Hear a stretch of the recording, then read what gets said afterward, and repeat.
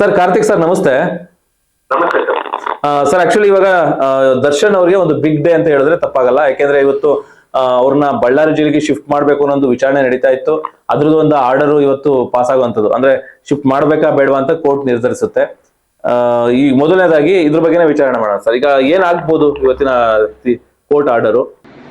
Okay sir, ಈಗ ಏನಂದ್ರೆ ಬಳ್ಳಾರಿ ಜೈಲಿಗೆ ಶಿಫ್ಟ್ ಮಾಡ್ಕೊಬೇಕು ಅಂತ ಹೇಳ್ಬಿಟ್ಟು ಗೌರ್ಮೆಂಟ್ ಕಡೆಯಿಂದ ಅಂದ್ರೆ ಪ್ರಾಸಿಕ್ಯೂಷನ್ ಕಡೆಯಿಂದ ಅರ್ಜಿಯನ್ನು ಹಾಕೊಂಡಿರ್ತಾರೆ. ಸೊ ಹಂಗ ಹಾಕೊಂಡಾಗ ಇವ್ರ ಪರವಾದ ವಕೀಲರು ಯಾರು ಡಿಫೆನ್ಸ್ ಸೈಡ್ ಇಂದ ಇರ್ತಾರೆ, ದರ್ಶನ್ ಪರವಾದ ವಕೀಲರು ಅದಕ್ಕೆ ಅಬ್ಜೆಕ್ಷನ್ ಅನ್ನ ಸಲ್ಲಿಸಿದ್ದಾರೆ ಆಲ್ರೆಡಿ. ಅದನ್ನ ಆದ್ಮೇಲೆ ಏನಾಗುತ್ತೆ, ಈಗ ಇವತ್ತಿನ ದಿನ ಅದು ಆರ್ಡರ್ಸ್ ಬಂದಿದೆ. ಇವಾಗ ಬಳ್ಳಾರಿ ಜೈಲಿಗೆ ಕಳಿಸ್ಬೇಕೋ ಬೇಡವೋ ಅಂತ ಹೇಳ್ಬಿಟ್ಟು ಮಾನ್ಯ ನ್ಯಾಯಾಲಯ ಏನಿದೆ ಅದು ಇವತ್ತಿನ ದಿನ ತೀರ್ಮಾನ ಮಾಡುತ್ತೆ. ಹೌದು ಹೌದು. ಸೊ ಈಗ ಯಾಕೆ ಮಾಡಬೇಕು ಯಾಕೆ ಮಾಡಬಾರ್ದು ಅಂತ ವಾದ ವಿವಾದಗಳು ಆಲ್ರೆಡಿ ನಡೆದಿದೆ. ಸೊ ಇವತ್ತು ಬಂದು ಡಿಸಿಷನ್ ಡೇ, ನಾವು ಕಾದ್ ನೋಡ್ಬೇಕಾಗಿದೆ ಡಿಸಿಷನ್ ಏನ್ ಬರುತ್ತೆ ಅಂತ ಹೇಳ್ಬಿಟ್ಟು. ಸರ್ ಇವಾಗ ಒಂದು ವೇಳೆ ಶಿಫ್ಟ್ ಮಾಡ್ಬೇಕು ಅಂತ ಆದೇಶ ಬಂತು ಅಂದ್ರೆ ಇವತ್ತೇ ಶಿಫ್ಟ್ ಮಾಡ್ತಾರ ಅಥವಾ ಇನ್ನು ಸ್ವಲ್ಪ ಕಾಲಾವಕಾಶ ತಗೋತಾರ? ಇಲ್ಲ, ಆದೇಶ ಹಂಗ್ ಬಂದಲ್ಲಿ ಒಂದು ಪರ್ಟಿಕ್ಯುಲರ್ ಡೇಟ್ ಫಿಕ್ಸ್ ಆಗುತ್ತೆ. ಯಾಕಂದ್ರೆ ಇವರು ಸೆಲೆಬ್ರಿಟಿ ಆಗಿರೋದ್ರಿಂದ ಸರ್ಟನ್ ಅರೇಂಜ್ಮೆಂಟ್ಸ್ ಬೇಕಾಗುತ್ತೆ. ಇಲ್ಲಿಂದ ಅಲ್ಲಿ ಟ್ರಾವೆಲ್ ಮಾಡಬೇಕು ಅಂತ ಹೇಳಿದ್ರೆ ಸೆಕ್ಯೂರಿಟಿ ನೋಡ್ಕೊಬೇಕಾಗುತ್ತೆ, ಮತ್ತೆ ಅದೆಲ್ಲ ವ್ಯವಸ್ಥೆಗಳು ಮಾಡಬೇಕಾಗುತ್ತೆ. ಸರ್ಟನ್ ಡೇ ಯಾವ ಡೇ ಫಿಕ್ಸ್ ಆಗಿರುತ್ತೆ ಆ ದಿನ ಬಂದ್ಬಿಟ್ಟು ಇಲ್ಲಿಂದ ಅಲ್ಲಿ ಇದ್ ಮಾಡ್ತಾರೆ ಸರ್. ಸರ್ ಒಂದ್ ವೇಳೆ ಶಿಫ್ಟ್ ಆಯ್ತು ಅಂತ ಅಂದ್ರೆ ಏನೆಲ್ಲ ಇದಾಗ್ಬೋದು ಸರ್? ಅಂದ್ರೆ ಈಗ ದರ್ಶನ್ ಪರ ವಕೀಲರಿಗೆ ಏನೆಲ್ಲ ಸಮಸ್ಯೆಗಳಾಗ್ಬೋದು, ಅಥವಾ ಟ್ರಯಲ್ಸ್ ನಡೆಸಕ್ಕೆ ಏನಾದ್ರು ತೊಡಕುಗಳಾಗುತ್ತಾ? ಮತ್ತೆ ಅವ್ರನ್ನ ಕೋರ್ಟ್ಗೆ ಹಾಜರುಪಡಿಸಬೇಕಾಗುತ್ತೆ ಟ್ರಯಲ್ ನಡೆಸಬೇಕಾದ್ರೆ. ಸೊ ಅವಾಗ ತುಂಬಾ ಡಿಸ್ಟೆನ್ಸ್ ಇರೋದ್ರಿಂದ ಅದು ಸಮಸ್ಯೆ ಆಗ್ಬೋದಾ? ನೋಡಿ, ಇದು ಏನು ಸಲ್ಲಿಸ್ಕೊಂಡಿದ್ದಾರೆ ಇವರು, ಇದಕ್ಕಿಂತ ಹಿಂದೆ ಏನಾಗಿತ್ತು, ಒಂದು ಅಲಿಗೇಷನ್ ಆಗಿತ್ತು. ದರ್ಶನ್ ಅವರು ಫೋನ್ ಯೂಸ್ ಮಾಡ್ತಾ ಇದ್ದಾರೆ, ಆಮೇಲೆ ಅಲ್ಲಿ ಕೂತ್ಕೊಂಡು ಸಿಗರೇಟ್ ಸ್ಮೋಕ್ ಮಾಡ್ತಾ ಇದ್ದಾರೆ ಅಂತೆಲ್ಲ ಹೇಳ್ಬಿಟ್ಟು ಅದು ಒಂದು ದೊಡ್ಡ ಅಲಿಗೇಷನ್ ಆಗಿ ಅದೊಂದು ಅಡಿಷನಲ್ ಕೇಸ್ ಅವ್ರ ಮೇಲೆ ದಾಖಲಾಗಿತ್ತು. ಸೊ ಆದ್ರಿಂದ ಕೋರ್ಟ್ ಏನ್ ಮಾಡಿತ್ತು, ಬಳ್ಳಾರಿ ಜೈಲಿಗೆ ಶಿಫ್ಟ್ ಮಾಡಿ ಅಂತ ಹೇಳ್ಬಿಟ್ಟು ಆದೇಶ ಮಾಡಿತ್ತು. ಸೊ ಅದಾದ ನಂತರ ಇವರಿಗೆ ಬೇಲು ಸಿಕ್ಕಿರುತ್ತೆ. ಮಾನ್ಯ ಹೈಕೋರ್ಟ್ ಅಲ್ಲಿ ಬೇಲ್ ಆರ್ಡರ್ ಆಗಿರುತ್ತೆ. ಇಂಟ್ರೀಮ್ ಬೇಲ್ ಫಸ್ಟ್ ಸಿಗುತ್ತೆ, ಆಮೇಲೆ ರೆಗ್ಯುಲರ್ ಬೇಲ್ ಸಿಗುತ್ತೆ. ಅದಾದ್ಮೇಲೆ ತಿರ್ಗಾ ಇವ್ರು ಸುಪ್ರೀಂ ಕೋರ್ಟ್ಗೆ ಹೋಗಿ ಅದು ರಿಜೆಕ್ಟ್ ಆಗಿದೆ. ಈಗ ತಿರ್ಗಾ ಇಲ್ಲಿ ಪರಪ್ಪನಗರಲ್ಲಿ ಇದ್ದಾರೆ. ಸೊ ಈಗ ಏನಾಗುತ್ತಪ್ಪ ಅಂತ ಹೇಳಿದ್ರೆ, ಇವ್ರಿಗೆ ತಿರ್ಗಾ ಅಲ್ಲೇ ಯಾವ ಜೈಲಲ್ಲಿ ಇದ್ರು ಇವರು ಅಲ್ಲಿಗೆ ಹೋಗ್ಬೇಕು ಅಂತ ಹೇಳ್ಬಿಟ್ಟು ಪ್ರಾಸಿಕ್ಯೂಷನ್ ಅವರ ವಾದ. ಸೊ ಅದಕ್ಕೆ ಅಬ್ಜೆಕ್ಷನ್ ಆಗಿ ಇವರು ಮಾಡಬೇಕಾಗುತ್ತೆ. ದರ್ಶನ್ ಪರವಾದ ವಕೀಲರು ಅದನ್ನ ಅಬ್ಜೆಕ್ಟ್ ಮಾಡಿ ಅಬ್ಜೆಕ್ಷನ್ ಸಲ್ಲಿಸಿರ್ಬೇಕಾಗುತ್ತೆ, ಯಾಕೆ ಇವ್ರು ಕಳಿಸಬಾರ್ದು ಅಂತೇಳಿ. ಅದರಲ್ಲಿ ಮೆನ್ಷನ್ ಮಾಡಿರ್ತಾರೆ ಸರ್, ನಮಗೆ ಕಷ್ಟ ಆಗುತ್ತೆ, ನಾವು ಕಮ್ಯುನಿಕೇಶನ್ ಮಾಡೋದು ತುಂಬಾ ಕಷ್ಟ ಆಗುತ್ತೆ, ವಕೀಲರಿಗೆ ಬೆಂಗಳೂರಿಂದ ಬಳ್ಳಾರಿ ಜೈಲಿಗೆ ಹೋಗಕ್ಕೆ ತುಂಬಾ ಕಷ್ಟ ಆಗುತ್ತೆ. ಅದು ಇವರು ಒಬ್ರಿಗೋಸ್ಕರ ಇಲ್ಲಿಂದ ಅಲ್ಲಿ ಟ್ರಾವೆಲ್ ಮಾಡ್ಕೊಂಡು ಒಂದು ದಿನ ಇಡೀ ಹಿಡಿಯುತ್ತಲ್ವಾ ಅದು. ಅದನ್ನೆಲ್ಲ ಇವರು ಅಬ್ಜೆಕ್ಷನ್ ಅಲ್ಲಿ ಸಲ್ಲಿಸಿರ್ತಾರೆ, ಮತ್ತೆ ವಾದ ಕೂಡ ಮಾಡಿರ್ತಾರೆ ಯಾಕೆ ಕಳಿಸಬಾರ್ದು ಅಂತ ಹೇಳ್ಬಿಟ್ಟು. ಮತ್ತೆ ಈಗ ಟ್ರಯಲ್ ಸ್ಟೇಜ್ ಆಗಿರೋದ್ರಿಂದ ಇದು ತುಂಬಾ ಕ್ರೂಷಿಯಲ್ ಸ್ಟೇಜ್ ಆಗಿರುತ್ತೆ. ನಾವು ಅವರಿಂದ ಮಾಹಿತಿ ಪಡಿಬೇಕಾಗಿರುತ್ತೆ. ಕೆಲವೊಂದು ಡಾಕ್ಯುಮೆಂಟ್ಸ್ ಏನ್ ಒದಗಿಸಿರ್ತಾರೆ ಚಾರ್ಜ್ ಶೀಟ್ ಅಲ್ಲಿ, ಅದ್ರ ರಿಗಾರ್ಡಿಂಗ್ ಆ ಸ್ಟೇಟ್ಮೆಂಟ್ ರಿಗಾರ್ಡಿಂಗು ಪ್ರತಿ ಸತಿನೂ ನಾವು ಹೋಗಿ ಅಲ್ಲಿ ಬಳ್ಳಾರಿ ಜೈಲಿಗೆ ಹೋಗಿ ಬಂದು ಮಾಡಕ್ಕಾಗಲ್ಲ. ಸೊ ಆದ್ರಿಂದ ಇವ್ರ ಸೈಡ್ ಇಂದನೂ ಒಳ್ಳೆ ಡಿಫೆನ್ಸ್ ಇದೆ. ಸೊ ಅದು ಡಿಪೆಂಡ್ ಆಗುತ್ತೆ, ಅದು ಏನ್ ವಾದ ಮಾಡ್ತಾರೆ ಏನು ಕತೆ ಅಂತ ಡಿಪೆಂಡ್ ಆಗುತ್ತೆ. ಬಟ್ ಅದು ಆಲ್ರೆಡಿ ವಾದ ಮಾಡಿದ್ದಾರೆ ಅಂತ ಕಾಣುತ್ತೆ. ಇವತ್ತು ಆರ್ಡರ್ಸ್ಗೆ ಅದು ಪೋಸ್ಟ್ ಆಗಿದೆ, ಕಾದ್ ನೋಡ್ಬೇಕು ಏನಾಗುತ್ತೆ ಅಂತ ಹೇಳಿ. ಓಕೆ, ಸೊ ಅಂದ್ರೆ ಅವ್ರ ಮನೆಯವ್ರಿಗೂ ಸ್ವಲ್ಪ ಸಮಸ್ಯೆ ಆಗುತ್ತೆ, ಅದ್ರ ಜೊತೆಗೆ ಅವರ ವಕೀಲರಿಗೂ ಸಮಸ್ಯೆ ಆಗುತ್ತೆ. ಖಂಡಿತ ಮನೆಯವ್ರಿಗೂ ಸಮಸ್ಯೆ ಆಗೇ ಆಗುತ್ತೆ. ಮನೆಯವರು ಆಲ್ರೆಡಿ ಈಗ ನೋಡಿ 1 ವಾರದಲ್ಲಿ 2 ಸತಿ ಭೇಟಿ ಮಾಡಬಹುದಂತ ಅಷ್ಟೇ ಇರೋದು ಒಂದು ಆರೋಪಿಗೆ. ಈಗ ಇಲ್ಲಿ ವೀಕ್ಲಿ 2 ಸತಿ ಅವ್ರ ವೈಫ್ ಮೀಟ್ ಮಾಡ್ತಾ ಇದ್ದಾರೆ ಅನ್ಸುತ್ತೆ ಪರಪ್ಪನಗರ ಜೈಲಿಗೆ. ಅವ್ರು ಬೆಂಗಳೂರಲ್ಲಿ ಇರೋದ್ರಿಂದ ಅವ್ರಿಗೆ ಇದಾಗ್ತಾ ಇದೆ, ಪ್ರಾಪರ್ ಹೋಗಿ ಮೀಟ್ ಮಾಡಬಹುದು ಮತ್ತೆ ಬರ್ಬೋದು. ಈಗ ಬಳ್ಳಾರಿ ಜೈಲಿಗೆ ಹೋದ್ರೆ ಅವ್ರಿಗೂ ಕಷ್ಟ ಆಗುತ್ತೆ. ಮತ್ತೆ ಇವ್ರಿಗೆ ಮೈನ್ ವಕೀಲರಿಗೆ, ಯಾಕಂದ್ರೆ ಕೇಸು ಇದಿನ್ನು ಅವ್ರೇನು ಆರೋಪಿ, ಬರೀ ಈಗ ಆರೋಪಿ ಸ್ಥಾನದಲ್ಲಿ ಇದ್ದಾರೆ, ಅಪರಾಧಿ ಇನ್ನೂ ಆಗಿಲ್ಲ.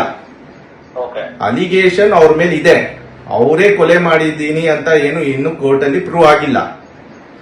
ತುಂಬಾ ಜನ ಏನ್ ತಿಳ್ಕೊಂಡಿದ್ದಾರೆ, ದರ್ಶನ್ ಕೊಲೆ ಮಾಡ್ಬಿಟ್ಟಿದ್ದಾರೆ, ಅದಕ್ಕೆ ಶಿಕ್ಷೆ ಆಗ್ಬಿಟ್ಟಿದೆ, ಅದಕ್ಕೆ ಜೈಲಲ್ಲಿ ಇದ್ದಾರೆ ಅಂತ ಅನ್ಬಿಟ್ಟು ಸ್ವಲ್ಪ ಕಮ್ಮಿ ಜ್ಞಾನ ಇರೋರು ತಿಳ್ಕೊಂಡಿದ್ದಾರೆ. ಕರೆಕ್ಟಾ? ಸೊ ಇದು ಆತರ ಅಲ್ಲ, ಇನ್ನು ಅವ್ರ ಮೇಲೆ ಯಾವುದೇ ರೀತಿ ಪ್ರೂವ್ ಏನೂ ಆಗಿಲ್ಲ. ಜಸ್ಟ್ ಪ್ರೈಮಾ ಫೇಸ್ ಎವಿಡೆನ್ಸ್ ಏನಂತ ಕರಿತೀವಿ ನಾವು ನಮ್ಮ ಕಾನೂನಿನ ಭಾಷೆಯಲ್ಲಿ, ಆ ಎವಿಡೆನ್ಸ್ ಅವ್ರ ಮೇಲೆ ಇದೆ ಅಂತ ಹೇಳ್ಬಿಟ್ಟು ಅವ್ರನ್ನ ಒಳಗಡೆ ಇಟ್ಕೊಂಡಿದ್ದಾರೆ. ಅಷ್ಟೇ. ಅದನ್ನ ಬಿಟ್ರೆ ಇನ್ನೇನು ಇಲ್ಲ. ಅವ್ರ ಆರೋಪಿ ಆಗ್ಲಿ ಈಗ ಅಪರಾಧಿ ಅಂತ ಏನು ಪ್ರೂವ್ ಆಗಿಲ್ಲ. ಅದನ್ನ ಪ್ರೂವ್ ಮಾಡೋದಕ್ಕೆ ಇವಾಗ ಪ್ರಾಸಿಕ್ಯೂಷನ್ ಕಡೆಯವರು ಕೇಸ್ ನ ನಡೆಸಬೇಕು, ಡಿಫೆನ್ಸ್ ಕಡೆಯವರು ಅದನ್ನ ಡಿಫೆನ್ಸ್ ತಗೊಂಡು ಟ್ರಯಲ್ ನ ಮುಂದೆ ನಡೆಸಬೇಕಾಗಿ ಬರುತ್ತೆ. ಓಕೆ ಸರ್, ಇನ್ನೊಂದು ಇವಾಗ ಅವರು ಅವರಿಗೆ ಮಲಗಲಿಕ್ಕೆ ತೊಂದರೆ ಆಗ್ತಿದೆ, ಹಾಸಿಗೆ ಮತ್ತೆ ದಿಂಬು ಅಥವಾ ದಿಂಬು ಮತ್ತೆ ಬೆಡ್ಶೀಟ್, ಸಾರಿ ಹಾಸಿಗೆ ದಿಂಬು ಅಲ್ಲ, ದಿಂಬು ಮತ್ತೆ ಬೆಡ್ಶೀಟ್ ಬೇಕು ಅಂತ ಒಂದು ಅರ್ಜಿ ಹಾಕಿದ್ದಾರೆ. ಸೊ ಅದು ಹೆಂಗೆ ಈಸಿಯಾಗಿ ಸಿಕ್ಬಿಡುತ್ತಾ ಅಥವಾ ತುಂಬಾ ಕಂಡೀಷನ್ಸ್ ಹಾಕ್ತಾರ? ಇಲ್ಲ ನೋಡಿ, ಈಗ ಏನಾಗುತ್ತೆ, ನಮ್ಮ ಕರ್ನಾಟಕ ಪ್ರಿಸನ್ ಮ್ಯಾನ್ಯುಯಲ್ 1978 ಪ್ರಕಾರ ಅದು ಕೊಡ್ಲೇಬೇಕು ಅಂತ ಇದೆ ಒಂದು ಕ್ಲಾಸ್ ಅಲ್ಲಿ. ಏನು ಬೇಸಿಕ್ ಕಮ್ಯುನಿಟೀಸ್, ದಿಂಬು, ತಲೆದಿಂಬು ಆಗಿರ್ಲಿ, ಬೆಡ್ಶೀಟ್ ಆಗಿರ್ಲಿ, ಮತ್ತೆ ಬೆಡ್ ಆಗಿರ್ಲಿ ಎಲ್ಲ ಕೊಡ್ಲೇಬೇಕು ಅಂತಾನೆ ಇದೆ. ಸೊ ಇವರು ಅದು ಕೂಡ ಇವರು ಮೈನಸ್ ಮಾಡಿದ್ದಾರೆ, ಕೊಟ್ಟಿಲ್ಲ ಇಲ್ಲಿ ಪರಪ್ಪನಗರ ಜೈಲಲ್ಲಿ.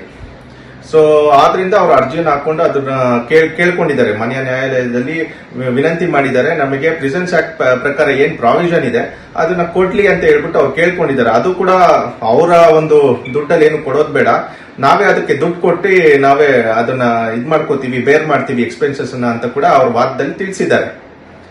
ಸೊ ಅದನ್ನ ಕೊಡ್ಬೇಕಂತಾನು ಇದೆ, ಕರ್ನಾಟಕ ಪ್ರಿಸನ್ ಮ್ಯಾನ್ಯುಯಲ್ ಅಲ್ಲಿ ಅದನ್ನ ಕೊಡ್ಬೇಕಂತಾನು ಇದೆ. ಮತ್ತೆ ಆರ್ಟಿಕಲ್ 21 ಏನ್ ಹೇಳುತ್ತೆ of Indian constitution, right to life ಅಂತ ಹೇಳುತ್ತೆ.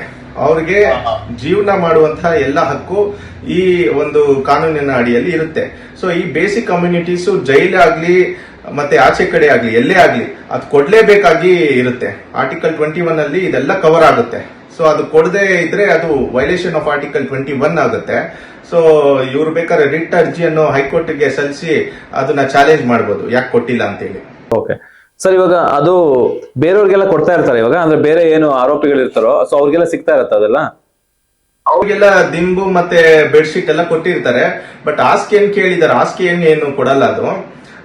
ಇವರು ಹಾಸಿಗೆಯನ್ನು ಕೇಳಿದ್ದಾರೆ. ಇವ್ರಿಗೆ ಬೆನ್ನೋವು ಇರುವ ಕಾರಣ ಏನಾಗುತ್ತೆ, ಇವರು ಅಲ್ಲಿ ವಾದವನ್ನ ಮಾಡಿ ಅದನ್ನ ತಗೊಬಹುದಾಗಿರುತ್ತೆ. ಅದು ಕೂಡ ಪ್ರಾವಿಷನ್ ಇದೆ ನಮ್ಮ ಪ್ರಿಸನ್ ಮ್ಯಾನ್ಯುಯಲ್ ಅಲ್ಲಿ. ಸೊ ಅದನ್ನ ತಗೊಬಹುದು ಸರ್, ಇವರು ಏನ್ ತೊಂದರೆ ಏನಿಲ್ಲ. ಬಟ್ ಅದು ಕೊಡೋದು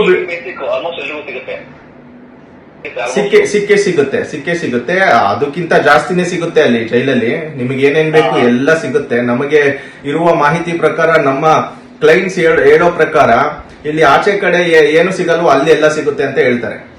ಓಕೆ ಸರ್, ಇವಾಗ ಇನ್ನೊಂದು ಊಟ, ಈಗೇನು ಮನೆ ಊಟನೇ ಬೇಕು ಅಂತ ಅದನ್ನು ಹಾಕಿದ್ದಾರೆ. ಸೊ ಅದ್ ಹೆಂಗೆ ಪರ್ಮಿಷನ್ ಈಸಿಯಾಗಿ ಸಿಕ್ಬಿಡುತ್ತಾ ಅಥವಾ ತುಂಬಾ ಇಲ್ಲ, ಅದು ಮನೆ ಊಟ ಸಿಗೋ ಸಾಧ್ಯತೆ ತುಂಬಾ ಕಮ್ಮಿ ಇರುತ್ತೆ. ಯಾಕಂದ್ರೆ ಅಲ್ಲಿ ಜೈಲ್ ಮ್ಯಾನ್ಯುಯಲ್ ಪ್ರಕಾರ ಜೈಲ್ ಊಟನೇ ತಿನ್ಬೇಕು ಅಂತ ಹೇಳ್ಬಿಟ್ಟು ಕಾನೂನು ಹೇಳುತ್ತೆ. ಮನೆ ಊಟ ಕೊಡಂಗಿಲ್ಲ. ಅಂದ್ರೆ ಅದು ಪರ್ಮಿಷನ್ ಅನ್ನ ತಗೊಂಡು ಮಾಡ್ಬೇಕಾಗಿ ಬರುತ್ತೆ. ಏನಾದ್ರೂ ಎಮರ್ಜೆನ್ಸಿ ಇದ್ರೆ, ಏನಾದ್ರೂ ಅವ್ರಿಗೆ ಪ್ರಾಬ್ಲಮ್ ಇದ್ರೆ ಅದನ್ನ ಪ್ರೂವ್ ಮಾಡಿ, ಮೆಡಿಕಲ್ ಎಮರ್ಜೆನ್ಸಿ ಇದೆ ನಮಗೆ, ಇದೇ ಊಟ ಇದೇ ಡಯಟ್ ನಾನು ತಿನ್ಬೇಕು ಅಂತ ಏನಾದ್ರೂ ಡಾಕ್ಟರ್ ಅಲ್ಲಿ ಪ್ರಿಸ್ಕ್ರೈಬ್ ಮಾಡಿದ್ರೆ ಅವಾಗ ಬೇಕಾದ್ರೆ ಕೋರ್ಟಿನ ಆರ್ಡರ್ ಮಾಡಿಸ್ಕೊಂಡು ಅದನ್ನ ತಗೊಂಡ್ಬರ್ಬೋದು. ಬಟ್ ಈಗ ಮನೆ ಊಟ ಕೊಡಲ್ಲ. ಯಾಕಂದ್ರೆ ಇದು ಆಲ್ರೆಡಿ ಇವ್ರಿಗೆ ಪ್ರಾವಿಷನ್ ಎಲ್ಲ ಕೊಟ್ಟಾದ್ಮೇಲೂ ಅಲ್ಲಿ ಒಂದು ಅಲಿಗೇಷನ್ ಆಯ್ತು ಲಾಸ್ಟ್ ಟೈಮ್. ಅವ್ರು ಕೂತ್ಕೊಂಡು ಆ ಫೋಟೋ ಎಲ್ಲ ವೈರಲ್ ಆಗಿ, ಸೊ ಆದ್ರಿಂದ ಈಗ ಕೊಡುವಂತ ಸಾಧ್ಯತೆ ಕಮ್ಮಿ ಇರುತ್ತೆ. ಅಲ್ಲಿ ಏನು ಇರುತ್ತೆ ಊಟ ಅದನ್ನೇ ಇವರು ತಿನ್ಬೇಕಾಗಿ ಬರುತ್ತೆ ಸರ್. ಸರ್, ಇವಾಗ ಏನು ಆರೋಪಿ ಅಂದ್ರೆ ಮೀನ್ಸ್ ಜುಡಿಷಿಯಲ್ ಕಸ್ಟಡಿದಲ್ಲಿ ಇರೋರ್ಗು ಆಮೇಲೆ ಅಪರಾಧಿ ಆಗಿರ್ತಾರಲ್ಲ, ಸೊ ಅವ್ರಿಗೂ ಏನ್ ಡಿಫ್ರೆನ್ಸ್ ಇರುತ್ತೆ ಅಂದ್ರೆ ಅಲ್ಲಿ ಊಟದ ಆಗ್ಬೋದು ಅಥವಾ ಬೇರೆ ಎಲ್ಲ ಸವಲತ್ತುಗಳು? ಈಗ CTP ಪ್ರಿಸ್ನರ್ ಮತ್ತೆ UTP ಪ್ರಿಸ್ನರ್ ಅಂತ ಕರಿತೀವಿ. UTP ಪ್ರಿಸ್ನರ್ ಅಂತ ಹೇಳಿದ್ರೆ ಅಂಡರ್ ಟ್ರಯಲ್ ಪ್ರಿಸ್ನರ್ ಅಂತ ಕರಿತೀವಿ. ಅದೇ ಈಗ ಇವರೆಲ್ಲ ಇರೋದು ಅಂಡರ್ ಟ್ರಯಲ್ ಅಲ್ಲೇ ಇದ್ದಾರೆ. ಇನ್ನು ವಿಚಾರಣಾಧೀನ ಕೈದಿಗಳು ಅಂತ ಇವ್ರನ್ನ ಕರಿತೀವಿ. ಹೌದು, ಅವರು ಆಲ್ರೆಡಿ ಸಜಾ ಆಗಿರುತ್ತೆ. ಅವ್ರಿಗೆ ವೈಟ್ ಅಂಡ್ ವೈಟ್ ಬಟ್ಟೆ ಕೊಟ್ಟಿರ್ತಾರೆ. ಅವರು ಅಲ್ಲೇ ಏನಾದ್ರೂ ಒಂದು ಕೆಲಸವನ್ನು ಅವರು ಮಾಡ್ಬೇಕು, ಡೈಲಿ ಏನಾದ್ರೂ ಒಂದು ಕೆಲಸ ಕೊಟ್ಟಿರ್ತಾರೆ ಅವ್ರಿಗೆ. ಈ ಕೆಲಸ ಮಾಡ್ಬೇಕು ಅಂತ ಹೇಳ್ತಾರೆ. ಆ ಕೆಲಸಕ್ಕೆ ಸಂಬಳ ಕೂಡ ಕೊಡುತ್ತೆ ಗವರ್ಮೆಂಟ್, ಸುಮ್ನೆ ಮಾಡಿಸ್ಕೊಡಲ್ಲ. ಈಗ ಆಲ್ರೆಡಿ ಅಲ್ಲಿ ಜೈಲ್ ಪ್ರಿಸನ್ ಅಥಾರಿಟೀಸ್ ಕಮ್ಮಿ ಇರೋದ್ರಿಂದ ಅಲ್ಲಿ ಇವರು ಪ್ರಿಸನ್ ಅಥಾರಿಟೀಸ್ ಮಾಡ್ಬೇಕಾಗಿರೋ ಕೆಲಸನು ಇವ್ರು ಕೊಡುತ್ತೆ. ಈಗ ಒಳಗಡೆ ಹೋಗಿದ ತಕ್ಷಣ ಈ ಸಜೆ ಆರೋಪಿಗಳಿಗೆ ಯಾರ್ಯಾರು ಇರ್ತಾರೆ, ಒಳಗಡೆ ಹೋಗಿದ ತಕ್ಷಣ ಅವ್ರದ್ದು ಡೀಟೇಲ್ಸ್ ತಗೊಳ್ಳೋದು, ಯಾರನ್ನ ನೀವು ಭೇಟಿ ಮಾಡಬೇಕು ಅಂತ ಹೇಳ್ಬಿಟ್ಟು ಅವ್ರ ಡೀಟೇಲ್ಸ್ ತಗೊಂಡು ಅವ್ರ ಕಂಪ್ಯೂಟರ್ ಅಲ್ಲಿ ಹುಡುಕಿ ಅವ್ರನ್ನ ಅನೌನ್ಸ್ ಮಾಡೋದಲ್ಲಿ ಆಗಿರ್ಬೋದು, ಅವ್ರನ್ನ ಕರ್ಸೋದಾಗಿರ್ಲಿ, ನಮ್ಮನ್ನ ಭೇಟಿ ಮಾಡ್ಸಕ್ಕೆ, ಇವೆಲ್ಲ ಕೆಲಸಗಳು CTP ಪ್ರಿಸ್ನರ್ಸ್ ಕೊಡ್ತಾರೆ. ಇವರು UTP ಪ್ರಿಸ್ನರ್ಸ್ ಆಗಿರೋದ್ರಿಂದ ಇವ್ರಿಗೆ ಯಾವ್ದೇ ರೀತಿ ಬಟ್ಟೆ ಏನು ಕೊಟ್ಟಿರಲ್ಲ. ಇವರ ಒಂದು ಬಟ್ಟೆ ಏನಿರುತ್ತೆ, ಇವರು ಏನ್ ಹಾಕೊಂಡು ಹೋಗಿರ್ತಾರೆ ಅಥವಾ ಇವ್ರ ಮನೆಯವ್ರು ಏನ್ ಕೊಟ್ಟಿರ್ತಾರೆ ಅದನ್ನೇ ಹಾಕೊಬಹುದಾಗಿರುತ್ತೆ. ಮತ್ತೆ ಇವ್ರಿಗೆ ಮಂತ್ಲಿ ಏನ್ ಹಿಯರಿಂಗ್ ಡೇಟ್ ಇರುತ್ತೆ, ಆ ಹಿಯರಿಂಗ್ ಡೇಟ್ ಅಲ್ಲಿ ವಿಡಿಯೋ ಕಾಲ್ ಮೂಲಕ ಪ್ರೊಡ್ಯೂಸ್ ಮಾಡ್ತಾರೆ ಕೋರ್ಟ್ಗೆ. ಓಕೆ. ವಿಡಿಯೋ ಕಾಲ್ ಮೂಲಕ ಪ್ರೊಡ್ಯೂಸ್ ಮಾಡಾದ್ಮೇಲೆ ಏನಾಗುತ್ತೆ, ಅವರ ಮುಂದೆನೆ CRPC ಅಡಿಯಲ್ಲಿ ಇದೊಂದು ಪ್ರಾವಿಷನ್ ಇದೆ, ಅವ್ರ ಮುಂದೆ ಎವಿಡೆನ್ಸ್ ನಡಿಬೇಕು ಅಂತ ಹೇಳ್ಬಿಟ್ಟು CRPC ಹೇಳುತ್ತೆ. ಸೊ ಅವ್ರ ಮುಂದೆನೆ ಏನ್ ವಿಚಾರಣೆ ಮಾಡುತ್ತೆ court, in the presence of the accused ಮಾಡುತ್ತೆ ಸರ್. ಏನೇನ್ ಎವಿಡೆನ್ಸ್, ಅದು ಚೀಫ್ ಎಕ್ಸಾಮಿನೇಷನ್ ಆಗಿರ್ಲಿ ಅಥವಾ ಕ್ರಾಸ್ ಎಕ್ಸಾಮಿನೇಷನ್ ಆಗಿರ್ಲಿ, ವಾಟ್ಸ್ ಎವರ್, ಅದು ಅವ್ರ ಮುಂದೆನೆ ಮಾಡುತ್ತೆ. ಇದ್ ಹೇಳ್ತಾ ಇದ್ರಿ ಈಗ ವಿಚಾರಣಾಧಿ ಕೈದಿಗಳು, ಸೊ ಇವ್ರಿಗೂ ಕೆಲಸ ಇರುತ್ತಾ, ಅಂದ್ರೆ ಕೆಲಸ ಕೊಟ್ಟಿರ್ತಾರ? ಇಲ್ಲ, ಇವ್ರಿಗೇನ್ ಕೆಲಸ ಇರಲ್ಲ. ಹಾ, ಇವ್ರು ಜಸ್ಟ್ ಏನಿದೆ ಇವ್ರದ್ದು ಕೇಸ್ ಮುಗಿಸ್ಕೊಂಡು ಹೋಗ್ಬೇಕಾಗಿರುತ್ತೆ. ಇವ್ರಿಗೇನು ಅಂತ ಕೆಲಸ ಏನು ಗ್ರಾಂಟ್ ಮಾಡಿರಲ್ಲ. ಓಕೆ.